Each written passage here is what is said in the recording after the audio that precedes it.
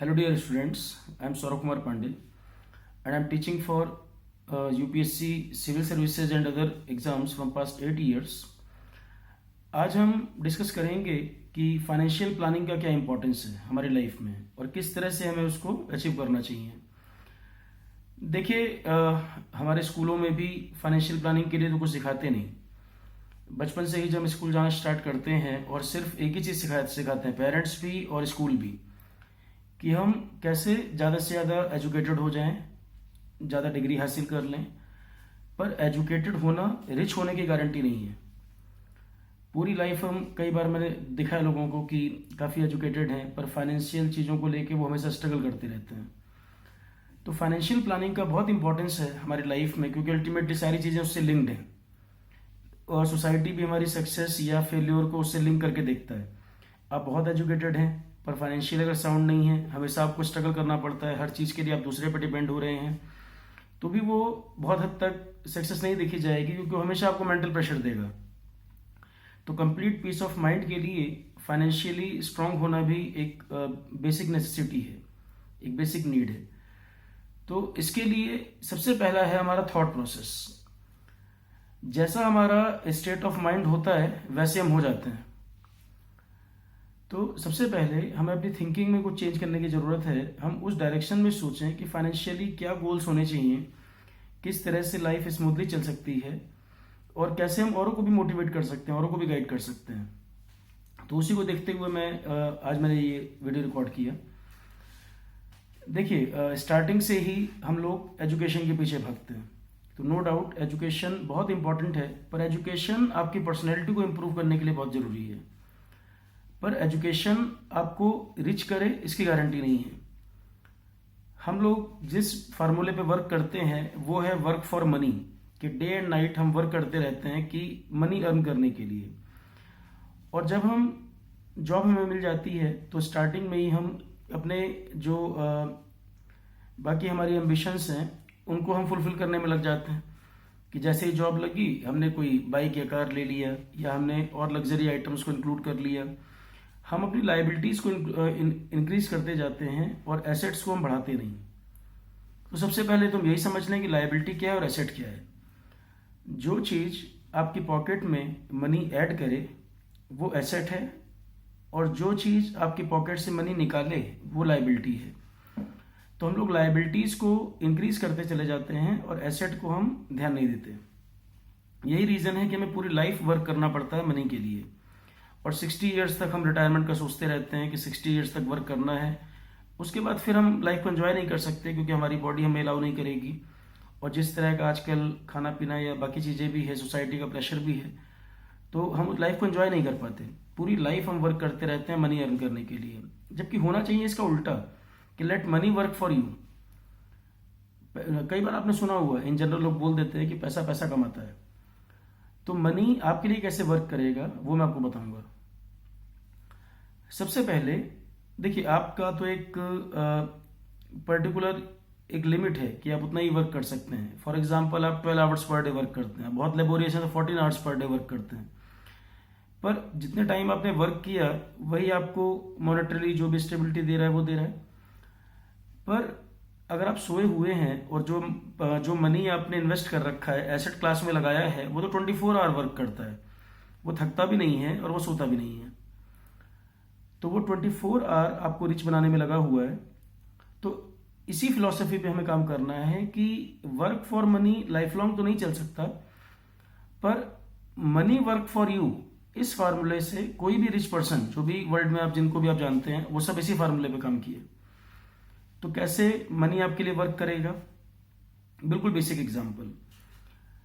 सबसे पहले जैसे कि आपने जॉब स्टार्ट किया, आपने लाइबिलिटीज परचेज कर लिए, लाइबिलिटीज ले लिए, या लग्जरी आइटम आपने पहले ही परचेज कर लिए, बहुत महंगे गैजेट्स या कार बाइक, घूमना फिरना, या डेली होटल में खाना पीना, जो भी ऐसी चीज़ें कि जो लग्जरी में आप कह दें कि जिनको आप मैनेज भी कर सकते थे।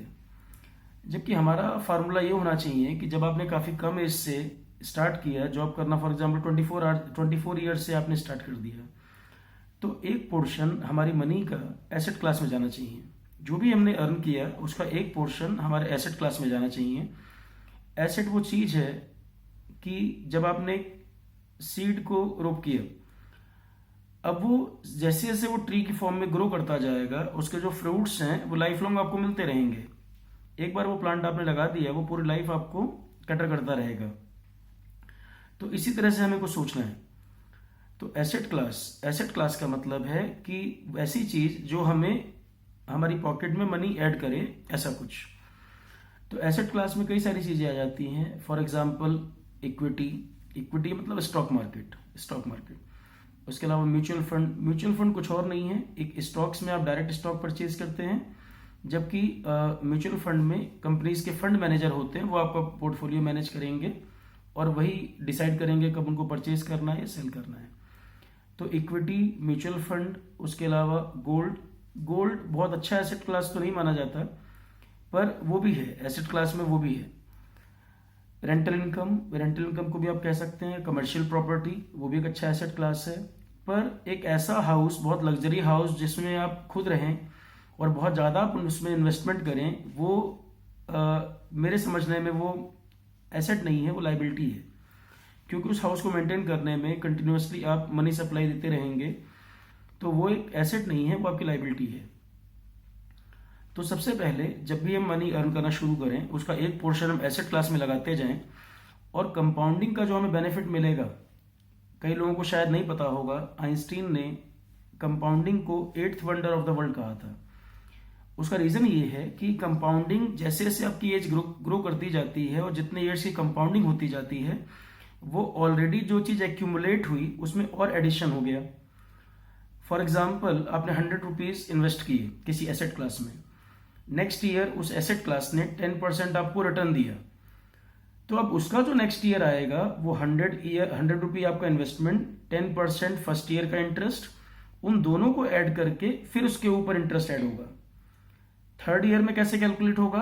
आपका फर्स्ट ईयर का जो आपने मनी लगाया था, फर्स्ट ईयर में जो रिटर्न आया, सेकेंड ईयर में उसका टोटल का इंटरेस्ट कैलकुलेट हो गया, और सेकेंड ईयर में भी जो इंटरेस्ट आया फिर वो टोटल ऐड होकर थर्ड ईयर में उस पूरे का ऐड होगा। कि अगर हम एक एसेट क्लास को अगर हम एक एलिफेंट मान लें, तो वो एलिफेंट हर रेट 10% या 15% के रेट से ग्रो कर रहा है। 10 या 15% ग्रोथ का मतलब है कि जितना वो एलिफेंट था, नेक्स्ट ईयर वो 10% और बढ़ गया, और उसके नेक्स्ट ईयर वो पूरे साइज का और 10% बढ़ गया, और थर्ड ईयर में जितना वो शुरू के 2 ईयर तक पहुंचा उस पूरे का 10% और। इसे बोलते हैं कंपाउंडिंग। तो कंपाउंडिंग का बेनिफिट ये है कि जितना ईयर्स आप कंपाउंडिंग को देंगे वो उतना ही अच्छा रिटर्न आपको पे करेगा। एक बेसिक एग्जांपल लेके देखें, जितना फॉर एग्जांपल हम 20 ईयर्स के लिए माने कि किसी ने 10,000 रुपये की SIP किया, और 10,000 रुपये किसी ने उतने ईयर्स के लिए FD में रखा। आप अगर इक्विटी या म्यूचुअल फंड की रिटर्न देखेंगे, FD के कंपैरिजन में वो मल्टीपल टाइम ज्यादा होगी, क्योंकि कंपाउंडिंग आपको काफी ज्यादा बेनिफिट वहां पर करेगा, और इनमें टैक्स लायबिलिटी भी कम होती है। इन एसेट क्लास में टैक्स लायबिलिटी भी कम है। तो सबसे पहला काम हमारा यही है कि जब हम अर्निंग शुरू करें, कुछ पोर्शन हम एसेट क्लास को देते रहें, और जैसे जैसे हमारी एज ग्रो करती जाएगी, एक एज के बाद हम उतना वर्क नहीं कर पाएंगे, उतना हार्ड एफर्ट नहीं कर सकते, तो भी हमारी एक सेकंड इनकम वो हमें पे करता रहेगा लाइफ लॉन्ग, और एक टाइम के बाद उसका रिटर्न इतना होगा जो आपकी उस टाइम की इनकम से भी ज्यादा होगा। मतलब फॉर एग्जांपल, आपकी सैलरी उस समय 2 लाख रुपीज है, तो हो सकता है आपका एसेट क्लास उस समय आपको 4 लाख रुपये पे कर रहा हो। तो इसी डायरेक्शन में हमें सोचना चाहिए। लाइफ लॉन्ग बिल्कुल पीसफुली चलना है, स्मूथली हमें चलना है, फाइनेंशियल प्रेशर ना हो, हमें कभी किसी पर डिपेंड ना रहना फाइनेंशियल के लिए। तो इसी डायरेक्शन में हमें वर्क करना चाहिए। Okay students and friends, all the best. अब इसके आगे जो नेक्स्ट वीडियो हम बनाएंगे वो किसी और टॉपिक पर डिस्कशन होगा, मोटिवेशन के लिए।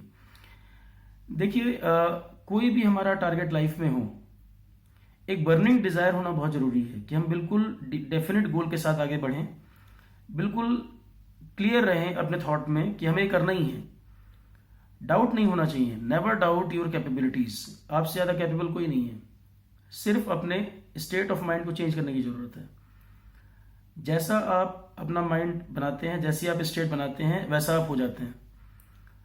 तो नेगेटिविटी कभी नहीं होनी चाहिए। आप जो भी काम शुरू करें उसमें पूरा एनालिसिस करके और फिर ये शुरू करें कि मुझे वापस मुड़ के नहीं देखना है।